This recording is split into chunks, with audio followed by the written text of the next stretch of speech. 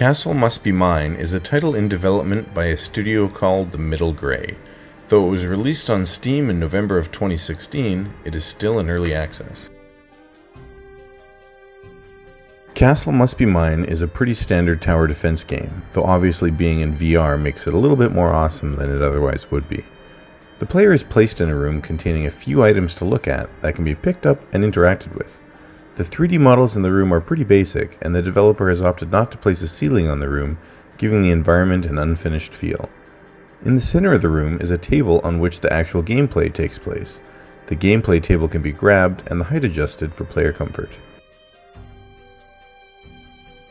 Once a level has been chosen from a map on the table, a variety of minions start marching down a predetermined lane toward the titular castle. The player is able to build towers at preset locations along the route. The player is also given a champion that they can place on the route to fight the minions in hand-to-hand combat. As the player collects gold for defeating the minions, the player can build better towers or upgrade existing ones. The player is later given access to a fireball spell that slowly recharges.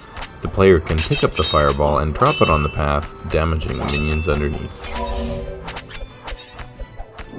Other than having a unique view of the action below, the game doesn't really take advantage of virtual reality as a medium until the player unlocks the ability to drop rocks from the castle walls. When the player clicks on the castle, the player is shrunk down to miniature size and placed on top of the castle. The player can then use both hands to pick up a boulder and drop it on minions that are trying to enter the castle gate. The rock dropping ability is pretty neat, even though it was often difficult to use effectively when the castle started to get overrun. The game is not without bugs. The most critical bug we encountered had to do with the towers. At the start of playing the game, there would be no issue. However, as a level would progress, the game would start getting glitchy anytime a controller hovered over a tower or an empty tower spot. After a few minutes of gameplay, touching one of the towers would cause the game to stop rendering to the HMD and only display on the computer monitor.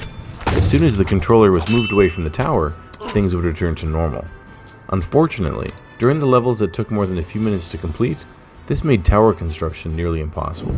Considering it's a tower defense game, the ability to construct towers is a relatively important feature.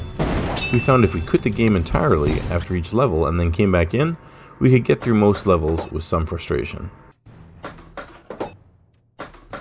As the game is still in early access, we will refrain from issuing an overall rating at this point. If you like tower defense games and are able to work around the bug, there is some fun to be had here. Otherwise, we recommend staying away while the developer works out some of the problems. For more virtual reality news and reviews, please visit our website at www.varr.tech. That's www.vr.tech.